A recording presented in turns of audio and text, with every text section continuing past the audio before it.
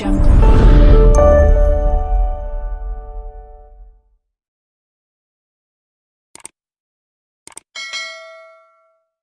आदमी पार्टी की इस प्रेस कॉन्फ्रेंस में आप सबका बहुत बहुत स्वागत। कल आम आदमी पार्टी ने एक बहुत बड़ा खुलासा किया जिससे कैप्टन अमरिंदर राजा साहब का पर्दाफाश, उनके झूठों का पर्दाफाश हुआ। लगातार उन्होंने पंजाब के लोगों को झूठ बोला कि वो हाई पावर्ड कमेटी में नहीं थे। फिर कहा हाई पावर्ड कमेटी में कभी इन 3 काले कानूनों पे बात नहीं हुई। लेकिन कल आम आदमी पार्टी ने ये आरटीआई का सबूत सामने रखा और ये साबित कर दिया कि पंजाब के मानयोग मुख्यमंत्री साहब राजा साहब इस हाई पावर्ड कमेटी जिसने इन 3 काले कानूनों को बनाया उसके मेंबर थे। इस कमेटी के एजेंडे में ये 3 काले कानून, पहला कानून, दूसरा कानून और तीसरा कानून इस कमेटी के एजेंडे में था और राजा साहब ने अपनी सहमति दी इन 3 काले कानूनों को बनाने में। जब से ये खुलासा आम आदमी पार्टी ने किया है और ये प्रूफ कर दिया, साबित कर दिया कि मोदी जी, प्रधानमंत्री मोदी और मुख्यमंत्री कैप्टन में मैच फिक्सिंग है,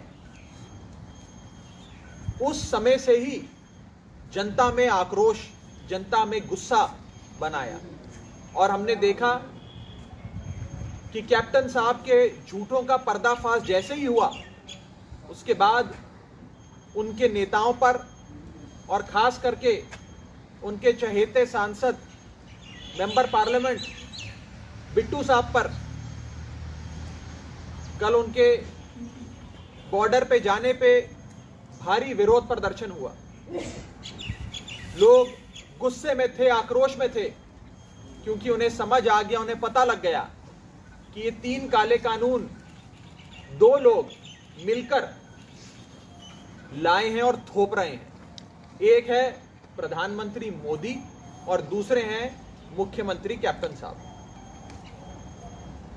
और 7 अगस्त 2019 को पंजाब सूबे के मुख्यमंत्री कैप्टन साहब को इन 3 काले कानूनों के बारे में पता लग गया था जब 7 अगस्त 2019 को उन्हें इस कमेटी का मेंबर बनाया गया। लेकिन वो 1 साल तक चुप रहे। उन्होंने जब तक ये कानून लागू नहीं हो गए किसी को कानो कान खबर नहीं होने दी। इसी बात से आक्रोशित होकर, गुस्से में आकर आम किसान ने, आम आदमी पार्टी ने नहीं, आम किसान ने मेंबर पार्लियामेंट बिट्टू साहब का विरोध किया। मैं ये स्पष्ट करना चाहता हूं कि मनगढ़ंत कहानियां, झूठे आरोप, निराधार आरोप, बेसलेस एलिगेशंस बिट्टू साहब लगा रहे हैं, जो कह रहे हैं कि आम आदमी पार्टी ने उन पे हमला कराया। ये विरोध आम आदमी पार्टी ने नहीं, आम किसान ने किया है। और इसलिए किया है क्योंकि पंजाब के मुख्यमंत्री राजा साहब ने ये 3 काले कानून बनाने के लिए कमेटी के सामने अपनी सहमति दी, अपनी मोहर लगाई, अपना ठप्पा लगाया। इसी बात से पंजाब के लोग गुस्से में हैं, आक्रोशित हैं। पूरे 1 दिन बाद जब इन पे हमला हुआ, विरोध हुआ, 1 दिन तक, 24 घंटे तक बिट्टू साहब ने इस बारे में मुंह नहीं खोला। लेकिन पूरे 1 दिन बाद जब वो नींद से जागे तो पहला हमला आम आदमी पार्टी पे किया और कहा कि आम आदमी पार्टी ने उन पर अटैक करवाया, उनका विरोध किया।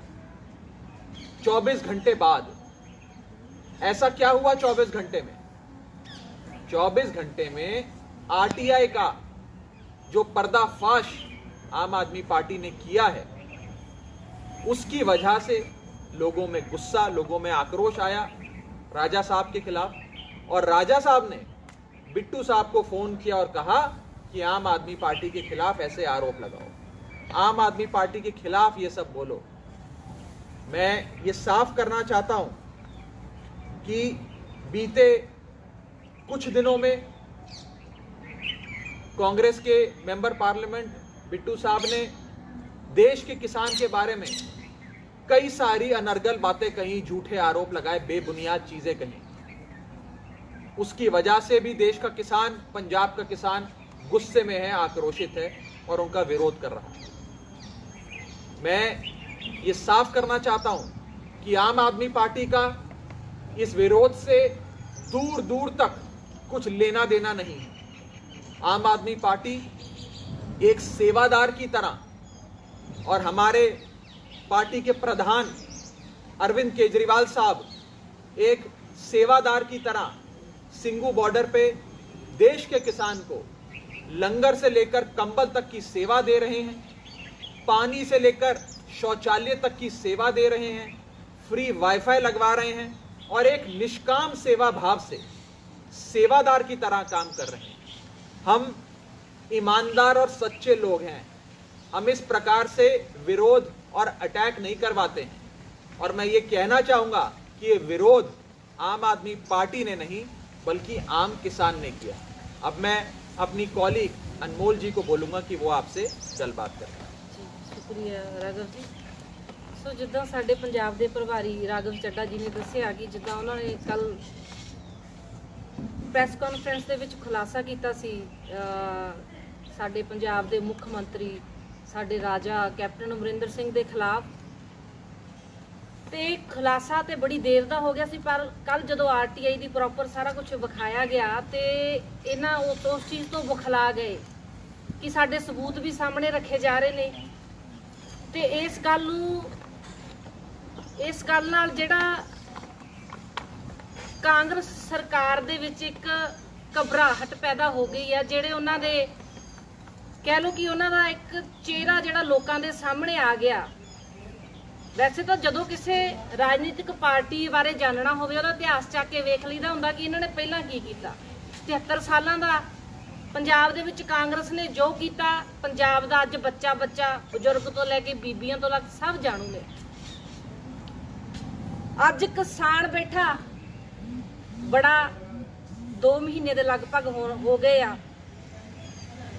किसान ने क्लीयर किया कि सानू किसी राजनीतिक पार्टी की जरूरत नहीं है, लुटेरी राजनीतिक पार्टी की जरूरत नहीं है, जिन्हां दे बदौलत असीं अज दिल्ली विच बैठे हाँ, जिहदे बदौलत अज साडे हर रोज 2 किसान शहीदी प्राप्त कर रहे हैं। सानू किसी राजनीतिक पार्टी की जरूरत नहीं है जिन्हां ने सानू लुटिया।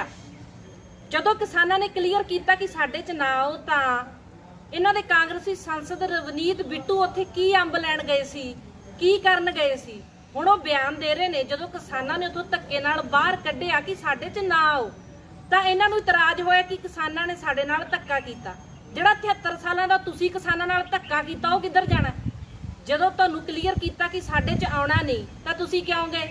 ਹੁਣ ਤੁਹਾਨੂੰ ਕਿਸਾਨਾਂ ਦਾ ਧੱਕਾ ਦਿਸ ਰਿਹਾ ਹੈ। ਕਿਸਾਨ ਨੂੰ ਅੱਜ ਤੁਹਾਡੀਆਂ ਰਾਜਨੀਤਿਕ ਪਾਰਟੀਆਂ ਦੀ ਜ਼ਰੂਰਤ ਨਹੀਂ ਆ, ਤੁਸੀਂ ਉੱਥੇ ਜਾ ਕੇ ਹੀਰੋ ਬਣਨ ਦੀ ਕੋਸ਼ਿਸ਼ ਕਿਉਂ ਕਰ ਰਹੇ ਹੋ? ਤੁਹਾਨੂੰ ਲੱਗਦਾ ਤੁਸੀਂ ਜਾਓਗੇ ਤੁਹਾਡੇ ਜਾਂਦਿਆਂ ਨੂੰ ਮੂਹਰੇ ਜਿੰਦਾਬਾਦ ਦੇ ਨਾਰੇ ਲੱਗਣਗੇ? ਇਹ ਉਹ ਟਾਈਮ ਨਹੀਂ ਰਹਿ ਗਿਆ। ਕਿਸਾਨਾਂ ਕੋਲੇ ਲੀਡਰ ਹੈਗੇ ਨੇ, ਕਿਸਾਨ ਆਪਣਾ ਆਪ ਵੇਖ ਸਕਦੇ ਆ। ਦੂਜਾ, ਰਵਨੀਤ ਬਿੱਟੂ ਬੜੇ ਕਿਸਾਨਾਂ ਬਾਰੇ ਪੁੱਠੇ ਸਿੱਧੇ ਬਿਆਨ ਦੇ ਰਹੇ ਨੇ। ਬੜੀ ਸ਼ਰਮ ਵਾਲੀ ਗੱਲ ਹੈ। ਕਾਂਗਰਸ ਨੇ ਅੱਜ ਤੱਕ ਪਿੱਠ 'ਚ ਛੁਰਾ ਮਾਰਿਆ ਸੀ। ਆਖਰੀ ਗਦਾਰੀ ਰਹਿ ਗਈ ਸੀ ਤੁਹਾਡੀ ਇਹ ਬੋਲਣੀ ਕਿ ਕਿਸਾਨ कि गलत रूप बैठे उत्थे इन्हां दे वर्षे लैके ये कर रहे ने वो कर रहे ने। वो कोई बाहरों नहीं है, वो किसान ही ने। उन्हां दा रोस है, उन्हां दा दुख है जिहड़ा तुहाडे ते कढ रहे ने। ठीक है, बड़े शांतमई ढंग दे नाल किसानां ने तुहानूं उत्थों बाहर भेजिया ते तुसीं आके कह रहे हो उत्थे ते ये हो गया, लाला हो गई। ये तुहाडे बयानबाजियां दे नाल पूरा जदों भाजपा वालियां दा मूँह बंद हुंदा है उदों जिहड़ा कांग्रेस दा मूँह खुलदा। ये एक ही ने ਜਦੋਂ ਇਹ ਰਵਨੀਤ ਸਿੰਘ ਬਿੱਟੂ ਦਾ ਪਹਿਲਾਂ ਵੀ ਇੱਕ ਬਿਆਨ ਆਇਆ ਸੀ ਕਿ ਕਾਰਵਾਈ ਕੀਤੀ ਜਾਵੇ, ਨਰਿੰਦਰ ਮੋਦੀ ਨੂੰ ਕਿਹਾ ਕਿ ਕਾਰਵਾਈ ਕਰੋ ਕਿਸਾਨਾਂ ਉੱਤੇ, ਇਹਨਾਂ ਨੂੰ ਨਜਿੱਠੋ, ਛੇਤੀ ਖਤਮ ਕਰੋ। ਤੇ ਤੁਸੀਂ ਉਦੋਂ ਦੇ ਕਾਰਵਾਈ ਕਰਾਉਣ ਨੂੰ ਫਿਰਦੇ ਸੀ ਕਿਸਾਨਾਂ ਤੇ ਆਪਣੇ ਤੇ। ਜਦੋਂ ਕਿਸਾਨਾਂ ਨੇ ਤੁਹਾਡੇ ਤੇ ਕਾਰਵਾਈ ਕੀਤੀ ਚੰਗੇ ਰਹਿ ਗਏ? ਹੁਣ ਚੰਗੇ ਰਹਿ ਗਏ ਕਾਰਵਾਈ ਕਰਾ ਕੇ? ਹੁਣ ਲੱਗਿਆ ਪਤਾ ਕਾਰਵਾਈ ਕਿਵੇਂ ਹੁੰਦੀ ਹੈ। ਤੁਹਾਨੂੰ ਲੱਗਦਾ ਜਾਂਦਿਆਂ ਨੂੰ ਕਿਤੇ ਤੁਹਾਡੇ ਨਾਰੇ ਲੱਗਣਗੇ ਵੀ ਆ ਗਏ ਜੀ ਵਜ਼ੀਰ ਆ ਗਏ। ਇਹ ਤੁਹਾਡੇ ਵਜ਼ੀਰਾਂ ਤੇ ਰਾਜਿਆਂ ਦੇ ਲੁੱਟੇ ਹੋਏ ਸਤਾਏ ਹੋਏ ਲੋਕ ਉੱਥੇ ਬੈਠੇ ਨੇ।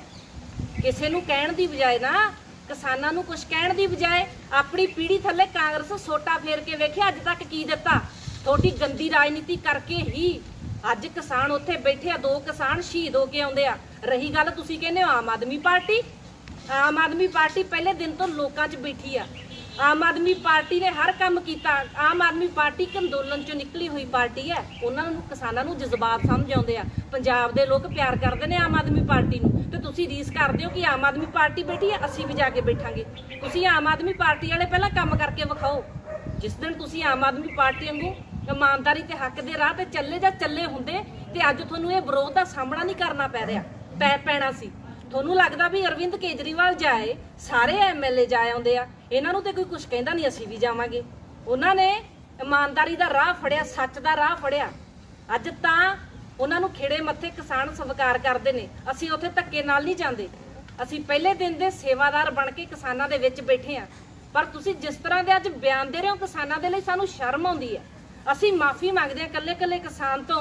ਇਹੋ ਜਿਹੇ ਛੋਟੀ ਸੋਚ ਦੇ ਲੋਕਾਂ ਦੇ ਲਈ ਅਸੀਂ ਕਿਸਾਨਾਂ ਦੇ ਜਿਹੜੇ ਇਹਨਾਂ ਨੇ ਜਜ਼ਬਾਤਾਂ ਨੂੰ ਠੇਸ ਪਹੁੰਚਾਈ ਆ, ਇਹਨਾਂ ਦੇ ਹੋਰ ਕਾਂਗਰਸੀ ਆਗੂ ਜਿੰਨੇ ਵੀ ਆ, ਕਦੇ ਰਾਜਾ ਸ਼ੁਰੂ 2017 ਚ ਅੰਬਾਨੀਆਂ ਨਾਲ ਜਦੋਂ ਮੀਟਿੰਗ ਕੀਤੀ ਸੀ, ਜੇ ਤੁਸੀਂ ਉਦੋਂ ਹੀ ਤੁਸੀਂ ਪੱਕਾ ਕਰਤਾ ਸੀ ਕਿ ਆਓ ਜੀ ਸਾਡੀਆਂ ਜ਼ਮੀਨਾਂ ਸਾਂਭੋ, ਜੇ ਸਾਨੂੰ ਉਦੋਂ ਦੱਸ ਦਿੰਦੇ ਅਸੀਂ ਉਦੋਂ ਇਹ ਕਾਨੂੰਨ ਲਾਗੂ ਹੀ ਨਹੀਂ ਹੋਣ ਦੇਣੇ ਸੀ। ਅੱਜ ਆਹ ਦਿਨ ਆਉਣੇ ਨਹੀਂ ਸੀ। ਸਾਡੇ ਇੰਨੇ ਕਿਸਾਨ ਸ਼ਹੀਦ ਹੋ ਗਏ, ਐਡਾ ਵੱਡਾ ਅੰਦੋਲਨ ਉੱਥੇ ਜਾ ਰਿਹਾ। ਇਹਨਾਂ ਨੇ ਪੂਰੀ ਇਹ ਰਵਨੀਤ ਬਿੱਟੂ ਦੀ ਤੇ ਭਾਜਪਾ ਦੀ ਮਿਲੀ ਹੋਈ ਇੱਕ ਸਾਜ਼ਿਸ਼ ਸੀ। ਇੱਕ ਦਿਨ ਪਹਿਲਾਂ ਜਾਓ, ਰਵਨੀਤ ਬਿੱਟੂ ਇਹ ਭਾਲਦੇ ਸੀ ਵੀ ਮੈਂ ਉੱਥੇ ਜਾਵਾਂ ਤੇ ਮੇਰੇ ਤੇ ਕਿਸਾਨ ਹੱਥ ਚੱਕਣ। ਫਿਰ ਅਗਲੇ ਦਿਨ ਟਰੈਕਟਰ ਪਰੇਡ ਲਈ ਅਸੀਂ ਬੇਨਤੀ ਪਾ ਦਈਏ ਮੋਦੀ ਨੂੰ ਕਿ ਇਹ ਟਰੈਕਟਰ ਪਰੇਡ ਨੂੰ 26 ਜਨਵਰੀ ਨੂੰ ਰੋਕੋ, ਕਿਉਂਕਿ ਇਹ ਤੇ ਠੀਕ ਨਹੀਂ ਹੈ ਜੀ, ਮਾਹੌਲ ਠੀਕ ਨਹੀਂ ਆ। ਸੋ ਇਸ ਤਰੀਕੇ ਤੁਸੀਂ ਥੋੜੀ ਬਹੁਤ ਸ਼ਰਮ ਹੀ ਮੰਨ ਲੈਂਦੇ ਵੀ ਇਸ ਟਾਈਮ ਅਸੀਂ ਟਿਕ ਜਾਈਏ। ਅਸੀਂ ਬੜੀਆਂ ਗਦਾਰੀਆਂ ਕਰ ਲਈਆਂ ਪੰਜਾਬ ਦੇ ਨਾਲ, ਹੁਣ ਟਿਕ ਜਾਈਏ। ਲੋਕ 2 ਕਿਸਾਨ ਸ਼ਹੀਦ ਹੋ ਰਹੇ ਨੇ, ਪਤਾ ਨਹੀਂ ਕਿੰਨੀਆਂ ਸ਼ਹੀਦੀਆਂ ਹੁਣ ਤੱਕ ਪ੍ਰਾਪਤ ਹੋ ਗਈਆਂ ਕਿਸਾਨਾਂ ਨੂੰ ਉੱਥੇ। ਤੁਸੀਂ ਤੁਹਾਡਾ ਹੁਣ ਤੇ ਦਿਲ ਕਿਤੇ ਬਾਹਰ ਆ ਜਾਂਦਾ ਵੀ ਹੁਣ ਹਟ ਜਾਈਏ, ਹੁਣ ਚੁੱਪ ਕਰਕੇ ਬਹਿ ਜਾਈਏ। ਘੱਟੋ ਘੱਟ ਚੁੱਪ ਕਰਕੇ ਬਹਿ ਜਾਓ। ਕਿਸਾਨ ਤੁਹਾਡੇ ਤੋਂ ਥੋੜੀ ਹੈਲਪ ਲੈਣਗੇ, ਤੁਹਾਡੇ ਕਰਕੇ ਤਾਂ ਅੱਜ ਕਿਸਾਨ ਸਾਰਾ ਅੰਦੋਲਨ ਹੋ ਰਿਹਾ। ਜੇ ਤੁਸੀਂ ਸਹੀ ਹੁੰਦੇ ਤਾਂ ਅੱਜ ਇਹ ਹਾਲਾਤ ਬਣਦੇ ਸੀ। ਅੱਜ ਕਿਸਾਨਾਂ ਨੇ ਉੱਥੇ ਸ਼ਹੀਦੀਆਂ ਪਾਉਣੀਆਂ ਸੀ, ਬੀਬੀਆਂ ਨੇ ਸੜਕਾਂ ਤੇ ਬਹਿ ਕੇ ਠੰਡ ਚ ਰੁਲਣਾ ਸੀ। ਤੁਹਾਡੇ ਕਰਕੇ ਬੈਠੇ, ਤੁਹਾਨੂੰ ਉਹ ਕਿਵੇਂ ਵੜਨ ਦੇ ਦੇਣਗੇ? ਤੁਹਾਨੂੰ ਬੰਦਿਆਂ ਨੂੰ ਕਿਹਾ ਵੀ ਸਾਡੇ ਚ ਨਾ ਆਓ, ਤੁਸੀਂ ਧੱਕੇ ਨਾਲ ਜਾ ਨਾਰੇ ਲਾ ਕੇ ਅੰਦਰ ਵੜ ਰਹੇ ਹੋ ਵੀ ਹਾਂ ਸਾਨੂੰ ਮਾਰੋ ਸਾਨੂੰ ਮਾਰੋ। ਤੁਸੀਂ ਧੱਕੇ ਨਾਲ ਜਦੋਂ ਆਪਣੇ ਆਪ ਹੀ ਇਹ ਚਾਹੁੰਦੇ ਹੋ ਕਿ ਕਿਸਾਨ ਸਾਡੇ ਤੇ ਕਿਵੇਂ ਨਾ ਕਿਵੇਂ ਧੱਕਾ ਕਰਨ ਤੇ ਅਸੀਂ ਇਸ ਅੰਦੋਲਨ ਦਾ ਮਾਹੌਲ ਖਰਾਬ ਕਰੀਏ। ਐ ਮਾਹੌਲ ਖਰਾਬ ਨਹੀਂ ਹੁੰਦਾ। ਸੋ ਕਾਂਗਰਸ ਟਿਕ ਜਾਵੇ, ਕਾਂਗਰਸੀ ਵਜ਼ੀਰ ਟਿਕ ਜਾਣ, ਰਾਜਾ ਇਹਨਾਂ ਦੇ ਵਜ਼ੀਰ ਸਾਰੇ ਆਪਣੇ ਬਿਆਨਬਾਜ਼ੀਆਂ ਠੀਕ ਕਰ ਲਓ। ਨਹੀਂ ਤੇ ਜਿਹੜਾ ਅੰਜਾਮ ਹੋਣਾ ਇਹਦੇ ਲਈ ਮੋਦੀ ਦੀ ਤੁਸੀਂ ਮੋਦੀ ਦੇ ਚਮਚੇ ਹੋ ਸਾਰੇ ਜਿੰਨੇ ਕਾਂਗਰਸੀ ਨੇ। ਇਹ ਮੋਦੀ ਤੇ ਭਾਜਪਾ ਸੇਮ ਗੱਲ ਹੈ, ਇੱਕ ਗੱਲ ਹੈ। ਇਹ ਦੋਨੇ ਰਲ ਗਏ, ਹੁਣ ਰਲੇ ਤਾਂ ਸਾਰੇ ਹੋਏ ਸੀ, ਚਾਹੇ ਉਹ ਬਾਦਲ ਸੀ। ਸੋ ਸਾਰੇ ਜਣੇ ਇਹਨਾਂ ਨੇ ਮਿਲ ਕੇ ਇਹ ਜਿਹੜੇ ਕਾਲੇ ਕਾਨੂੰਨ ਨੇ ਅੱਜ ਲੈ ਕੇ ਆਂਦੇ। ਜੇ ਇਹਨਾਂ ਨੇ ਕਿਸੇ ਬਾਦਲ ਪਰਿਵਾਰ ਨੇ ਜਾਂ ਕੈਪਟਨ ਪਰਿਵਾਰ ਨੇ ਸਾਨੂੰ ਦੱਸਿਆ ਹੁੰਦਾ ਪਹਿਲਾਂ ਹੀ ਤੇ ਅੱਜ ਅਸੀਂ ਆਹ ਦਿਨ ਦੇਖਣੇ ਨਹੀਂ ਸੀ। ਅੱਜ ਸਾਡੀਆਂ ਮਾਵਾਂ ਭੈਣਾਂ ਸੜਕਾਂ ਤੇ ਨਹੀਂ ਰੁਲਦੀਆਂ ਸੀ, ਅੱਜ ਇਹ ਹਾਲਾਤ ਨਹੀਂ ਬਣਦੇ ਸੀ। ਸੋ ਆਮ ਆਦਮੀ ਪਾਰਟੀ ਤੇ ਇਲਜ਼ਾਮ ਲਾਉਣੇ ਬੰਦ ਕਰੋ ਤੇ ਆਮ ਆਦਮੀ ਪਾਰਟੀ ਦੀਆਂ ਰੀਸਾਂ ਕਰਨੀਆਂ ਵੀ ਬੰਦ ਕਰੋ। ਆਮ ਆਦਮੀ ਪਾਰਟੀ ਹੱਕ ਸੱਚ ਤੇ ਚੱਲੀ ਹੋਈ ਪਾਰਟੀ ਆ। ਉਹ ਕਿਸਾਨਾਂ ਦੇ ਵਿੱਚ ਬੈਠੂਗੀ ਤੇ ਲੋਕ ਉਹਨਾਂ ਨੂੰ ਐਕਸੈਪਟ ਕਰਦੇ ਨੇ। ਪਰ ਤੁਸੀਂ ਸਾਨੂੰ ਲੁੱਟਿਆ, ਤੁਸੀਂ ਪੰਜਾਬ ਦੇ ਲੋਕਾਂ ਨੂੰ ਲੁੱਟਿਆ, ਤਾਂ ਕਰਕੇ ਤੁਹਾਨੂੰ ਵੜਨ ਨਹੀਂ ਦੇਣਗੇ। ਟਿਕ ਕੇ ਘਰਾਂ 'ਚ ਬਹਿ ਜਾਓ, ਨਹੀਂ ਤਾਂ ਜਿਹੜਾ ਹਸ਼ਰ ਭਾਜਪਾ ਦਾ ਹੋਇਆ ਨਾ, ਭਾਜਪਾ ਦੇ ਲੋਕਾਂ ਨੂੰ ਘਰ ਘੇਰੇ, ਭਾਜਪਾ ਦੇ ਲੋਕਾਂ ਦਾ ਹੁਣ ਪਿੰਡਾਂ 'ਚ ਵੜਨਾ ਦੁਸ਼ਵਾਰ ਹੈ। ਤੇ ਜਿਹੇ ਜਿਹੇ ਤੁਹਾਡੇ ਬਿਆਨ ਆ ਰਹੇ ਨੇ, ਮੈਨੂੰ ਤਾਂ ਲੱਗਦਾ ਹੁਣ ਪਿੰਡਾਂ 'ਚ ਤੁਸੀਂ ਵੀ ਨਹੀਂ ਵੜਦੇ, ਪਿੰਡਾਂ 'ਚ ਵੜੂਗੀ ਕਾਂਗਰਸ ਵੀ ਨਹੀਂ। ਜਿਸ ਤਰੀਕੇ ਦੇ ਕਾਂਗਰਸ ਦੇ ਵਜ਼ੀਰਾਂ ਦੇ ਬਿਆਨ ਆ ਰਹੇ ਨੇ ਨਾ, ਵੜਨੇ ਪਿੰਡਾਂ 'ਚ ਤੁਸੀਂ ਵੀ ਨਹੀਂ। ਇਹ ਵੇਖ ਲਿਓ, ਅਕਾਲੀ ਦਲ ਤਾਂ ਸਾਫ਼ ਹੋ ਗਈ, ਜ਼ੀਰੋ ਹੋ ਗਈ ਆ, ਭਾਜਪਾ ਜ਼ੀਰੋ ਆ। ਜਿਹੜੀਆਂ ਤੁਹਾਡੀ ਮਾੜੀ ਮੋਟੀ ਕਣਕੰਡਾ ਕਾਂਗਰਸ ਦਾ ਰਹਿ ਗਿਆ, ਜ਼ੀਰੋ ਇਹ ਵੀ ਹੋਣਾ। ਜਿਸ ਤਰ੍ਹਾਂ ਦੇ ਤੁਹਾਡੇ ਰਾਜੇ ਨੇ ਕੰਮ ਕੀਤੇ ਆ, ਜਿਸ ਤਰ੍ਹਾਂ ਦੇ ਤੁਹਾਡੇ ਵਜ਼ੀਰ ਬਿਆਨ ਦੇ ਰਹੇ ਨੇ, ਤੇ ਜਿਸ ਤਰ੍ਹਾਂ ਦੇ ਗਲਤ ਟਿੱਪਣੀਆਂ ਤੁਸੀਂ ਕਿਸਾਨਾਂ ਬਾਰੇ ਕਰ ਰਹੇ ਹੋ। ਸੋ ਮੈਂ ਬੇਨਤੀ ਕਰਦੀ ਹਾਂ ਕਿ ਸਾਡੇ ਕਿਸਾਨਾਂ ਦੇ, ਸਾਡੇ ਮਜ਼ਦੂਰਾਂ ਦੇ, ਸਾਡੇ ਹਰ ਵਰਗ ਦੇ ਇਸ ਅੰਦੋਲਨ ਨੂੰ, ਦੇਸ਼ ਦੇ ਅੰਦੋਲਨ ਨੂੰ ਇਸ ਤਰੀਕੇ ਠੇਸ ਨਾ ਪਹੁੰਚਾਈ ਜਾਵੇ।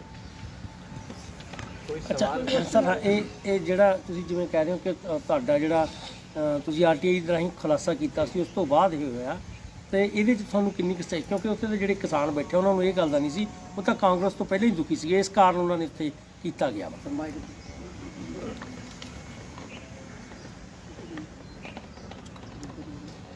हमारी आरटीआई के खुलासे के बाद ये बात हर किसान तक पहुंची और जो शक था वो यकीन में तब्दील हो गया कि राजा साहब इन 3 काले कानूनों को बनाने में शामिल थे और उनकी हाँ थी, उनकी सहमति थी, उसके बाद ये 3 काले कानून बने। इस पर्दाफाश से मोदी और कैप्टन की मैच फिक्सिंग सामने आ गई और उस मैच फिक्सिंग के चलते आज देश का किसान आक्रोशित है, गुस्से में है और उसी के चलते देश का किसान आज उनका विरोध कर रहा है। 26 जनवरी की ਜਿਹੜੀ ਟਰੈਕਟਰ ਪਰੇਡ ਹੋ ਰਹੀ ਆ ਉਸ ਨੂੰ ਲੈ ਕੇ ਹਲੇ ਪੂਰੀ ਤਰ੍ਹਾਂ ਦੇ ਨਾਲ ਸਹਿਮਤੀ ਨਹੀਂ ਹੈਗੀ। ਫਿਰ ਕਈ ਵਾਰੀ ਆ ਜਾਂਦਾ ਪੁਲਿਸ ਕਹਿੰਦੀ ਹੈ ਦਿੱਲੀ ਦੇ ਵਿੱਚ ਇਧਰੋਂ ਨਿਕਲ ਜਾਓ, ਕਿਸਾਨ ਕਹਿੰਦੇ ਸੀ ਉਧਰੋਂ ਦੀ ਆਵਾਂਗੇ। ਸੋ ਇਹਦੇ ਬਾਰੇ ਕੀ ਕਹਿਣਾ ਚਾਹੁੰਦੇ? देखिए, आप वरिष्ठ जर्नलिस्ट हैं, आप भी जानते हैं, मैं भी जानता हूँ कि दिल्ली की पुलिस बीजेपी के अमित शाह को और मोदी साहब को रिपोर्ट करती, केजरीवाल के अंडर नहीं आती और लगातार पुलिस ये कोशिश कर रही है कि ये ट्रैक्टर मार्च ना हो, इसको अप्रूवल ना मिले। लेकिन किसान भी पूरी तरीके से मजबूती से लगे हुए हैं और आज बड़ी खुशी है कि सारे किसानों ने एकजुट होकर ये कहा है कि हम मार्च निकालेंगे, शांति से निकालेंगे, बिना किसी हिंसा के निकालेंगे। और आम आदमी पार्टी उसमें, आम आदमी पार्टी के नेता, विधायक, सांसद, कार्यकर्ता, मेंबर पार्लियामेंट, सब लोग, सारे हमारे वजीर उसमें किसान होने के नाते, किसान हितैषी होने के नाते, किसान मजदूर होने के नाते इस परेड में शामिल होंगे। हम लोग पार्टी के झंडे, पार्टी के बैनर, पार्टी के टोपी या पार्टी के पटके के साथ नहीं, बल्कि बिना पार्टी के झंडे हम एक किसान की तरह, एक किसान हितैषी की तरह इस मार्च में, इस परेड में, इस रैली में हिस्सा लेंगे। ਅੱਛਾ ਸਰ, ਗਗਨ ਜੀ, ਬੀਂਗੇ ਪੰਜਾਬੀ ਆਪਾਂ ਗੱਲ ਕਰੀਏ, ਪੱਗ ਸਿਰ ਦਾ ਤਾਜ ਮੰਨੀ ਜਾਂਦੀ ਆ। ਸੋ ਪੱਗ ਦਾ ਲਾਉਣਾ, ਚਲੋ ਆਕਰੋਸ਼ ਆ ਕਿਸਾਨਾਂ ਦੇ ਵਿੱਚ, ਠੀਕ ਆ ਉਸ ਚੀਜ਼ ਨੂੰ, ਪਰ ਪੱਗ ਦੇ ਲਾਉਣੇ ਤੁਸੀਂ ਕਿਵੇਂ ਦੇਖਦੇ ਹੋ? ਦੇਖੋ, ਇੱਕ ਗੱਲ ਹੈ ਬਈ ਜੀ, ਜਿਹੜੇ ਸਾਡੇ ਪੰਜਾਬੀਆਂ ਨੂੰ ਜਿਹੜੇ ਕਿਸਾਨ ਬੈਠੇ ਆ, ਰਵਨੀਤ ਬਿੱਟੂ ਜੀ ਅੱਜ ਉਹਨਾਂ ਨੂੰ ਦੱਸ ਰਿਹਾ ਕਿ ਉਹ ਕਾਤਲ ਨੇ, ਸ਼ਾਇਦ ਮੇਰਾ ਕਤਲ ਕਰਨਾ ਚਾਹੁੰਦੇ ਸੀ। ਮੈਂ ਕਹਿੰਨੀ ਆ ਵੀ ਜੋ ਫਿਤਰਤ ਤੁਸੀਂ ਪੰਜਾਬ ਦੇ ਘਰਾਂ 'ਚ ਤੱਪੜ ਵਿਛਾਏ, ਉਹ ਫਿਤਰਤ ਸਾਡੇ ਕਿਸਾਨਾਂ ਦੀ ਨਹੀਂ ਆ। ਦਰਿਆ ਦਿਲ ਤੇ ਦਿਆਲੂ ਕੌਮ ਹੈ। ਸੋ ਜਦੋਂ ਤੁਸੀਂ ਐਡੇ ਵੱਡੇ ਇਕੱਠ ਦੇ ਵਿੱਚ ਜਾਓਗੇ, ਧੱਕੇ ਨਾਲ ਲੋਕਾਂ ਦੇ ਲਈ ਨਾਅਰੇ ਲਾਓਗੇ, ਲੋਕ ਕਹਿ ਰਹੇ ਵੀ ਸਾਡੇ 'ਚ ਨਾ ਵੜੋ, ਹੁਣ ਇੰਨੇ ਲੋਕਾਂ ਦੇ ਵਿੱਚ ਤੁਸੀਂ ਨਿਕਲੋਗੇ ਵਿੱਚੋਂ, ਤੇ ਅਕਸਰ ਇਹ ਆ ਕਿ ਸਾਡੀ ਤੇ ਸਰਦਾਰੀ ਹੈ ਸਾਡੀ ਪੱਗ।